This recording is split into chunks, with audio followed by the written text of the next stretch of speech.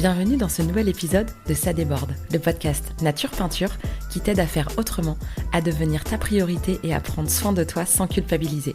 Je m'appelle Lucille, je suis psychopraticienne et ici je te parle de mon parcours, mes galères, mes réussites, mes coups de cœur, mes coups de gueule aussi et les clés qui m'ont aidé à avancer et que j'ai à cœur de partager avec toi pour que tu apprennes à mieux te connaître, à dépasser tes peurs et tes doutes pour laisser enfin déborder pleinement qui tu es. Alors installe-toi confortablement et c'est parti. Bonne écoute! Coucou, je suis contente de te retrouver aujourd'hui pour ce nouvel épisode. Je ne sais pas si tu l'as remarqué, mais la semaine dernière, il n'y a pas eu d'épisode pour la première fois depuis janvier que j'ai commencé ce podcast.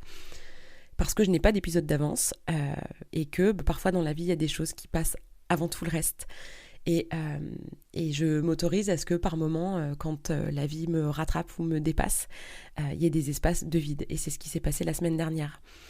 J'étais en train de préparer mes affaires pour partir à Ouessant pour le voyage initiatique qu'on avait organisé avec Yann et Alexia. C'était le dimanche de la fête des mères. Et j'ai appris le décès soudain et inattendu de ma grand-mère. J'ai été sous le choc, bouleversée, ainsi que toute ma famille. Et je suis partie à Ouessant dans cette énergie extrêmement particulière.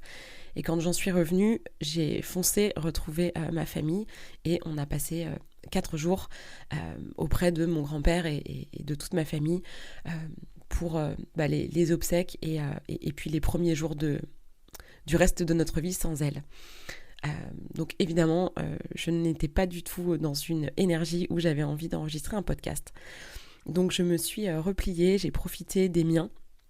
Et on a beaucoup pleuré, ri, et on a eu beaucoup de joie aussi en se remémorant tout ce qu'elle a pu nous apporter dans nos vies à chacun, tous les rires qu'elle nous a fait avoir, tout l'amour qu'elle nous a porté et tout l'amour qu'on lui portait. Donc j'avais envie de commencer cet épisode en lui envoyant plein de pensées, plein d'amour. Et ma mamie, je te fais un gros bisou. Je suis sûre que tu m'écoutes de là-haut. Alors, sous ta bonne garde et sous cette nouvelle bonne étoile que j'ai au-dessus de la tête, je vais commencer enfin à parler du sujet qui m'amène aujourd'hui, à savoir le complexe d'Obélix. Qu'est-ce que c'est encore que ce truc, tu vas me dire ? C'est encore une image, cette façon, tu sais, que j'ai de prendre des images, des comparaisons, et c'est ma manière à moi de rendre ludique, de rendre expressif, de rendre accessible. C'est ma manière à moi en fait de vulgariser les concepts que je manie jour après jour, dans le cadre à la fois de mon travail, mais de toute façon dans le cadre de ma vie à la base. Pourquoi ? Parce que tout simplement, j'ai toujours été la thérapeute, ou en tout cas l'oreille que je suis aujourd'hui de manière professionnelle, mais j'ai toujours eu ça. J'aime les images, je trouve ça tellement parlant, et même là ce sont des images métaphoriques, mais j'aime aussi les images. J'adore les illustratrices qui vont être capables en un dessin de croquer une situation et d'en sortir l'essence, le sel, la drôlerie. Je trouve ça génial. Donc revenons à mon Obélix. Le complexe d'Obélix, qu'est-ce que c'est ? Eh bien, c'est une manière que j'ai de parler encore d'une autre manière des choses trop évidentes auxquelles du coup on n'arrive pas à accorder de la valeur. J'en ai déjà parlé dans des précédents épisodes, mais là j'avais envie vraiment que le focus de l'épisode soit vraiment là-dessus. Donc notre Obélix, c'est quoi son histoire ? Eh bien, il est tombé dans la potion magique quand il était petit et ça lui a donné une force surhumaine. Ceci dit, si surhumaine soit-elle, reste sa force de base à lui. C'est juste sa norme. Il connaît pas autre chose. Il n'a jamais connu, ou très peu, parce qu'il était tout petit quand il est tombé dans la potion magique, mais la force physique qu'il a, pour lui, c'est normal. C'est sa norme à lui. Donc il voit pas le côté exceptionnel, il voit pas le côté extraordinaire, il voit pas tous les avantages que ça lui apporte au quotidien, parce qu'il sait même pas ce que c'est que de vivre autrement. Donc, il a tellement de force qu'il ne peut même pas ressentir, comprendre, imaginer ce que c'est que d'avoir une force normale, d'un humain normal. Et donc, il n'en comprend pas les limites. Et il a beau voir que lui, il soulève des trucs que les autres n'arrivent pas à soulever, ça lui fait une belle jambe. Il saura jamais ce que ça fait que d'avoir une force moins forte. Donc Obélix, si tu regardes bien, dans le dessin animé, c'est le plus grand du village. Mis à part peut-être le forgeron, là, qui est un peu costaud, mais sinon, vraiment, Obélix, c'est le plus grand. Il est le plus fort, ça, c'est sûr et certain. Et finalement, il est toujours représenté comme un petit garçon avec, tu sais, son pied rentré vers l'intérieur. Il a les doigts qui se croisent là comme un petit garçon qui triture ses doigts et il a la tête baissée, les épaules un peu rentrées. Je ne sais pas si tu arrives à visualiser cette position que prend Obélix où il tourne son bout de pied là, quand il est comme un petit garçon qui a fait une bêtise ou quand il est mal à l'aise. Obélix, en fait, il se sent comme ça dedans. Alors qu'en fait, c'est Hercule, le gars. Mais lui, il se voit pas du tout comme ça. Il est là avec son tout petit chien et il est tout mignon, tout gentil et il se rend même pas compte de la force qu'il a. Par contre, il y a quelque chose d'autre que là, par contre, il voit vraiment très très bien, c'est que lui, il n'est pas traité comme les autres. Que lui, on le met à part. Que lui, il n'a pas le droit d'être comme tout le monde. Et ça, c'est super dur pour lui.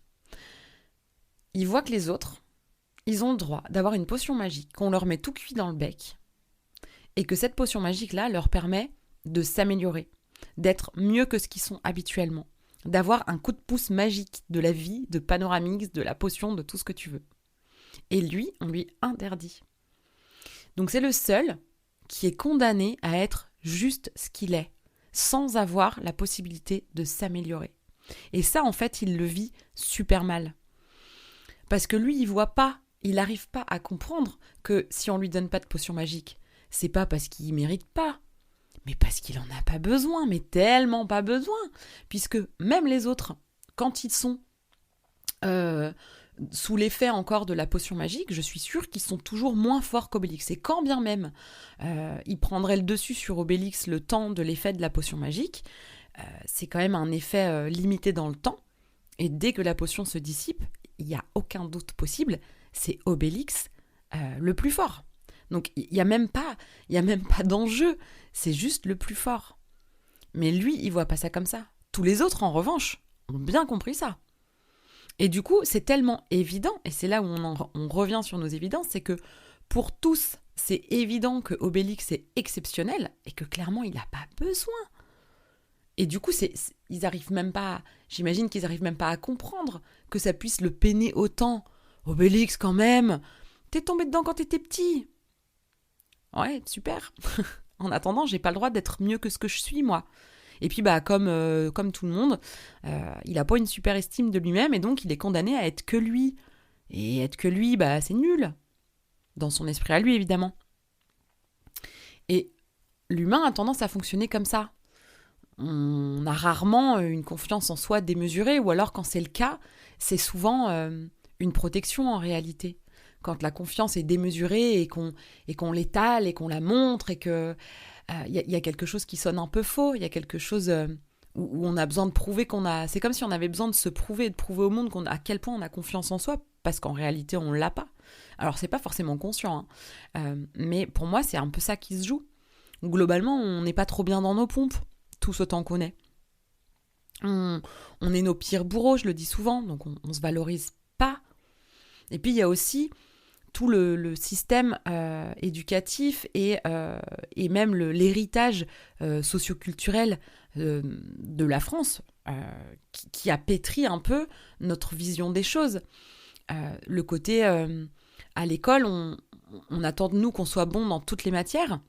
Et s'il y a une matière où on est moins bon, on va nous mettre l'accent là-dessus. On va bien nous dire qu'on n'est pas bon à cet endroit-là et qu'il faut vraiment qu'on mette des efforts particuliers sur cette matière qui ne nous parle pas, dans laquelle on a des difficultés.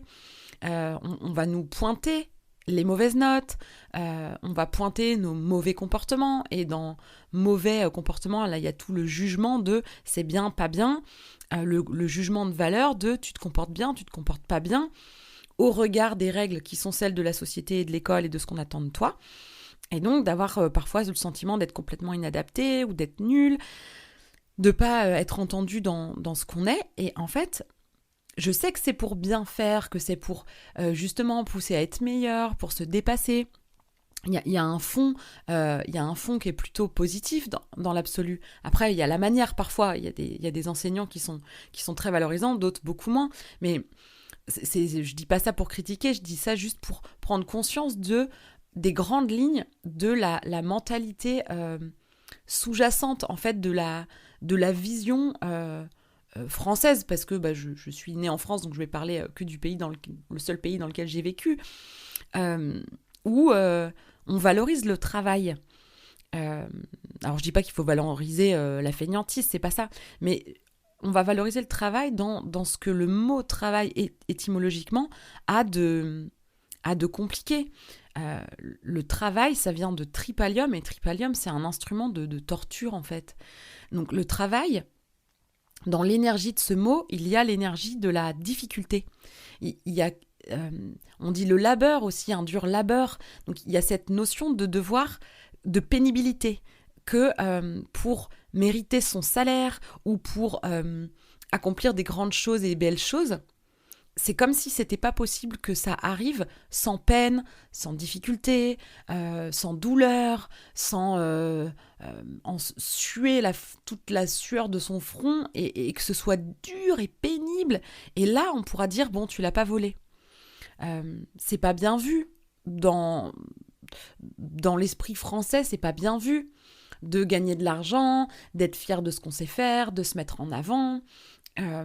Si on a beaucoup d'argent, il y a intérêt à ce qu'on en ait chié, parce que sinon ça va être mal vu, globalement. C'est tabou l'argent en France, on ne dit pas combien on gagne. Ça se fait pas, enfin, quand même. Il y a vraiment un tabou autour de ça. Et si on donne la sensation aux autres, ou qu'on se la donne à soi-même, de gagner de l'argent facile, oh, mon Dieu, t'as pas honte ? C'est terrible. Alors, c'est pas toujours aussi franc que ça, hein. C'est juste, je grossis toujours un peu le trait pour sentir de quoi je parle. C'est pas aussi caricatural que ça. Mais quand même, il y a ce fond-là. Et puis, on est aussi un pays dont l'histoire est basée sur le judéo-christianisme. Et l'idée, c'est qu'on est des pécheurs originels, parce qu'on est le fruit du péché. Donc déjà, on n'a pas commencé à vivre que déjà, on a péché. On est un pécheur de nature. Et pareil là, hein, je caricature un peu. On vient sur Terre pour expier nos fautes, pour se racheter, pour racheter nos fautes, pour gagner notre paradis demain. Et tout ce qui va être un peu de l'ordre du plaisir, de la chair, de l'argent, de l'amusement, c'est le diable, c'est l'enfer, damnation, oh mon Dieu. Donc il y a une grande culpabilité à s'amuser, à prendre du plaisir, à ce que la vie puisse être fun en fait. Et moi je trouve que la vie, on a suffisamment de tuiles dans la tronche tout au long de notre vie pour pas rajouter de la difficulté là où ça pourrait être beaucoup plus fluide. Et on met tellement d'efforts à compenser là où on se trouve nul, qu'on n'arrive même plus à voir qu'il y a des endroits où on met aucune attention, aucun effort, aucune énergie, parce que on n'a pas une jauge d'énergie infinie, donc c'est comme si on devait faire des choix sur la répartition de notre énergie vitale. Et souvent on va mettre cette énergie à combattre ce qu'on est, à combattre nos faiblesses, nos failles, à pas vouloir déranger, à vouloir aider les autres, mais à pas vouloir accepter d'aide, ou des choses comme ça. En tout cas, on va mettre de l'énergie là où on pense avoir des failles. Et du coup, on n'a pas d'énergie disponible là où ça roule tout seul. Et du coup, on n'arrive même pas à voir qu'il y a des endroits où ça roule bien mieux que là où on est en train de s'acharner parce que c'est un domaine qui est pas fluide pour nous, et qu'il y a un domaine où on n'a plus du tout d'espace, d'énergie pour y consacrer du temps et de la conscience, et ça roule quand même. Et ça, c'est là où en fait on a le plus de valeur, où on a le plus de fluidité. Et quand c'est trop facile pour nous, quand ça demande pas d'effort, quand c'est tellement naturel qu'on se rend même pas compte que en fait ça puisse être quelque chose qui fait défaut à quelqu'un d'autre, qu'on ne voit absolument pas la valeur de ce truc-là. Mais genre pas du tout. Et je dis souvent que si on mettait autant d'énergie, autant d'heures de travail, autant de concentration, autant d'efforts, là où on est déjà bon, là où on part pas de zéro, mais on serait tellement doué, on serait épanoui en plus parce que le fait de s'améliorer dans un domaine déjà qui nous plaît, dans un domaine où c'est fluide pour nous, bah ça ferait qu'on est super compétent, que du coup on est ravi de faire son travail et tout le monde y gagnerait en qualité de vie, de ressenti, même de service finalement. Regardez quelqu'un qui est passionné est passionnant. Moi, la politique et moi, ça fait deux. C'est un univers qui me parle pas, voilà. Et quand j'étais à la fac, sur un semestre, on avait un cours de sciences politiques justement. C'était un amphi de 3 heures. 3 heures d'affilée pour parler histoire politique, sciences politiques, etc. De 16h à 19h à la fac. Donc, inutile de dire que, allègrement, quand cette matière est arrivée dans le semestre, je n'y suis pas allée. Et mes copines m'ont dit, franchement, viens une fois. Et quand tu seras venue une fois, si tu veux pas aller faire ces cours-là, tu feras comme tu veux, mais viens. Et le prof était tellement passionné, tellement passionnant du coup, que ça a été un cours que je n'ai jamais raté.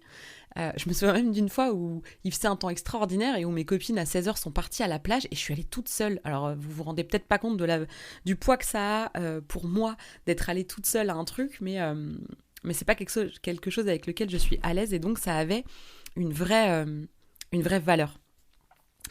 Et parce qu'en fait j'adorais ce cours, alors que c'est à la base un sujet qui m'attire pas en fait. Et quand on est passionné, eh ben on est passionnant, on transmet les choses avec le cœur, avec générosité, et ça se ressent.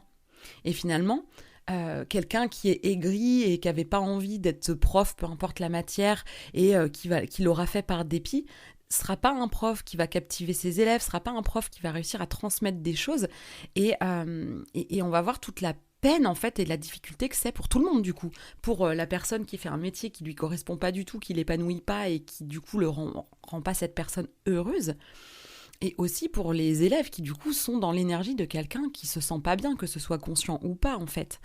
Donc je parle de l'école, mais c'est valable dans n'importe quel métier.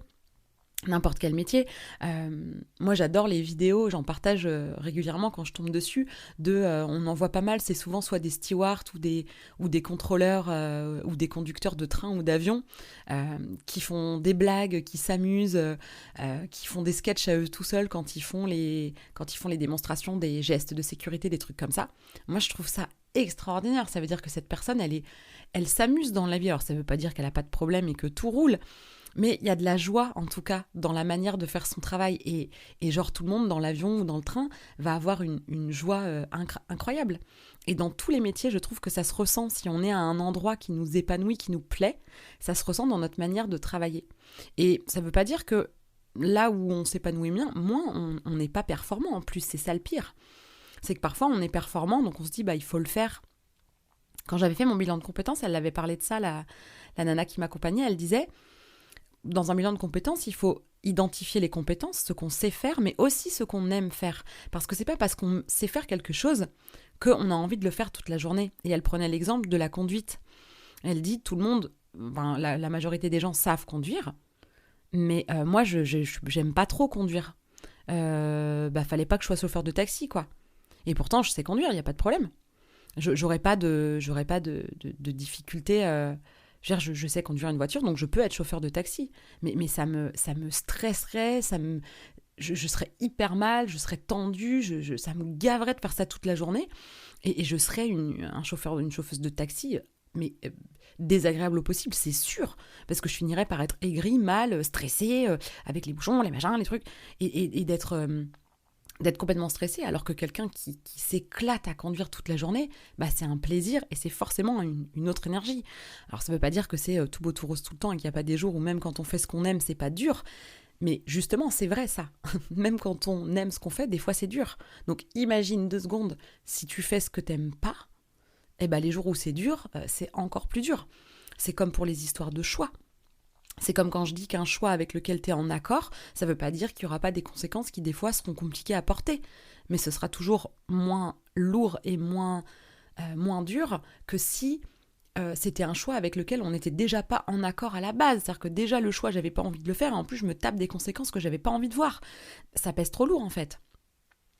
Donc tout ça pour dire que là où on a une grande valeur, là où on fait quelque chose très naturellement, de manière fluide, sans même s'en rendre compte, je crois que c'est surtout ça en fait, quand on n'a même pas la conscience que c'est une valeur, eh ben c'est là où ça nous aide pas dans notre valorisation de ce qu'on est.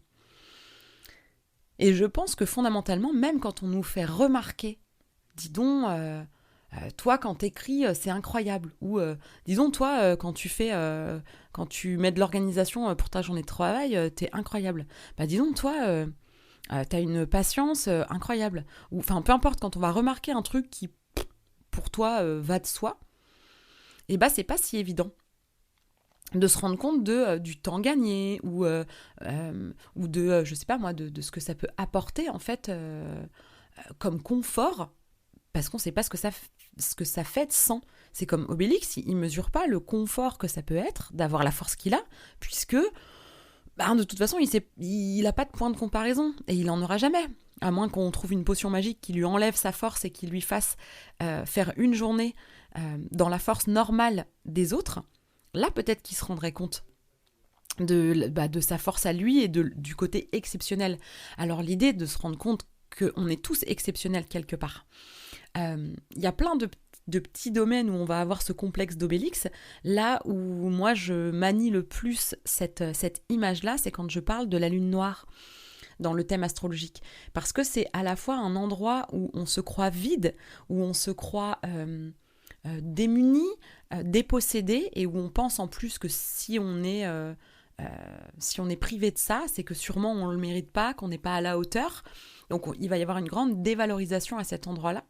Alors qu'en réalité, l'autre face de cette même pièce, c'est qu'il y a une excellence. Il y a une parfaite excellence à manier en fait cette énergie qu'on ne sent pas. Ou en tout cas, dont on ne va pas sentir la valeur. Et c'est justement parce qu'on ne sent pas l'exception qu'en fait, on est exceptionnel. C'est parce qu'on a tellement l'impression d'être privé de quelque chose qu'en fait, on se l'apporte autrement, et on est comme un expert de faire sans ce truc-là, dont on est tellement persuadé d'être dépossédé. Et c'est ça qui va faire qu'on est parfaitement excellent. Sans jamais, c'est presque comme si c'était impossible de saisir cette énergie-là, et donc on ne peut pas l'utiliser à mauvais escient. Donc moi je regarde ça par rapport, comme je te le disais, à la lune noire, et donc la lune noire peut être positionnée sur une des 12 énergies du zodiaque, et ça fait pas la même chose que de ne pas sentir l'énergie du taureau, que de se croire privé de l'énergie du Verseau ou du Capricorne ou du Scorpion, etc., etc. Ça va pas amener la même zone de honte où on se croit fondamentalement pas digne d'eux. Et ça nous fait vraiment tomber dans des grandes hontes. Donc il faut apprendre à être indulgent avec soi, dans nos failles, et il faut aussi apprendre à se regarder avec plus de justesse là où on est excellent. Mais encore une fois, pas avec l'idée de se la péter et de venir se persuader qu'on est le meilleur. De toute façon, sur la lune noire, pour moi, on n'est même pas équipé, ça pourrait pas arriver en fait dans cette énergie-là. Peut-être que sur une autre énergie, on aurait ce comportement-là, ou dans certaines situations, mais dans cette zone de lune noire, pour moi, on peut pas s'emparer de ce truc-là pour à mauvais escient, ou pour se croire meilleur que les autres et écraser les autres du coup. Non, c'est pas ça. C'est juste de pouvoir voir là où en fait on est un peu exceptionnel. Et parfois c'est dans des petits trucs du quotidien. Je vais vous donner un exemple d'un client là que je viens d'avoir, qui avait tout un dossier à faire auprès d'un notaire par rapport à des travaux d'une construction de maison, etc. Donc il avait réuni les pièces qu'on lui avait demandées, et il avait fait un tableau Excel récapitulatif avec des onglets, des machins, des trucs qui renvoyaient aux pièces, etc. Le truc, il était carré de chez carré, il y a passé du temps, mais pour lui c'était le strict minimum en fait. C'est juste normal, on me demande des pièces, c'est comme ça qu'on amène des pièces. Et en fait il s'est rendu compte qu'il y avait un bug quand il a vu bugger la notaire, qui est restée complètement interdite, en mode mais vous avez complètement mâché le travail, mais c'est d'une clarté, mais j'ai jamais vu ça en fait. Et lui, il a bien vu en fait que vraiment elle était complètement hallucinée et il a bien été obligé de se rendre compte que manifestement, c'est pas comme ça que tout le monde fait un dossier. Pour autant, il a beau raconter ça, il sent bien ce complexe d'Obélix à cet endroit-là, de dire mais en vrai, je continue de pas voir en quoi c'était si hors norme que ça. Enfin, je veux dire, j'ai juste réuni les pièces qu'on m'a demandées et je les ai mises dans un document. Enfin, je sais pas, je comprends pas en fait. Et la notaire lui a dit, mais même ce tableau-là je ne sais pas le faire en fait. J'ai même pas les compétences pour construire un tableau comme ça. Et lui il se dit, ah bon, genre tout le monde sait pas faire ça. Et d'un seul coup, c'est tout le complexe d'Obélix. De tomber de sa chaise sur, ah d'accord. Et pour autant, il continuera de faire, d'avoir cette organisation-là, ce côté... que ce soit logique, bien rangé, parce que c'est tellement plus facile. Mais parce qu'il a les compétences de le faire, parce que pour lui ça a du sens, donc c'est même inconcevable de le faire autrement. Donc lui, il fera jamais autrement. Donc il se rend même pas compte du bordel que ça peut être, certains dossiers. J'imagine que la notaire, parfois, elle doit manquer la moitié des pièces et qu'elles sont pas rangées dans l'ordre et où c'est le bordel et où on passe peut-être une demi-journée à démêler un truc qui aurait pu être classé par les gens. Et donc lui, il ne voyait pas la grande valeur qu'il peut y avoir là-dedans. Donc amuse-toi à identifier peut-être comme ça, des petites situations toutes bêtes. Tu sais, moi je le dis tout le temps, je suis une thérapeute des petits riens du quotidien et je trouve que dans une petite anecdote comme ça qui a l'air de rien, c'est là en fait que tu peux commencer à imaginer et à te rendre compte et à mettre de la conscience, parce que c'est ça en fait la clé, c'est de venir mettre de la conscience, de la lumière sur certains points, de te rendre compte, est-ce qu'il y a des trucs que tu fais hyper naturellement et où tout le monde te dit, putain mais c'est fou ça, c'est complètement fou. J'ai une copine, elle, c'est l'organisation. J'ai jamais vu ça. J'arrêtais pas de lui dire, mais t'es d'une efficacité et d'une organisation, ça me dépasse. Enfin, c'est extraordinaire d'être comme ça. Et dans les premiers temps où je lui ai dit ça, non seulement elle voyait pas la valeur que ça a, le gain de temps, tout ce que ça peut lui apporter dans son quotidien, elle voyait même pas. Mais même pire, elle était très vexée quand je lui disais ça. Elle le prenait super mal, en disant, mais ça va, arrête de dire que je suis efficace, ou que je suis trop organisée. Et elle voyait ça, il y avait vraiment quelque chose d'hyper péjoratif pour elle. Parce que d'être organisée, carré, de ne pas être capable de faire sans une organisation quasi militaire, en fait, alors ce qui n'est pas le cas, hein, mais c'est comme ça qu'elle le perçoit, en fait, c'est juste la définition même de quelqu'un d'hyper chiant, quoi. Quelqu'un de pas fun, et elle a mis longtemps à comprendre ce que je trouvais si exceptionnel dans son organisation. Et on s'en est rendu compte, encore une fois, sur un détail con, où moi je suis complètement lost in space, comme je dis tout le temps. J'ai un énorme bug au niveau repère spatio-temporel. J'ai pas la notion du temps, j'ai pas la notion des distances, j'ai pas le sens de l'orientation, je suis complètement paumée en fait dans l'espace-temps. J'apprends à vivre avec, hein. Waze est mon meilleur ami. Mais au niveau des temps, je suis obligée de mettre des chronomètres, j'ai du mal à me mettre des plannings, j'ai du mal à visualiser le temps que va prendre une tâche. Et donc en fait, parfois, je vais compter 10 minutes pour faire un truc qui va prendre 1 heure, et je suis capable d'avoir compté 1 heure pour un truc qui en fait va prendre 5 minutes, mais de me diluer, de mettre quand même 1 heure, et d'être complètement paumée. Et du coup, entre ce que j'ai à faire et le temps que j'ai devant moi, c'est toujours un flou artistique impressionnant. C'est pas simple à gérer au quotidien, mais je fais avec. Et du coup, quand je la vois, elle est infirmière libérale et elle est capable de dire, alors monsieur machin, sur ma tournée, il est là, entre-temps, il faut que j'aille prendre du pain pour madame Intel, du truc d'après, ou ses médicaments, ou machin.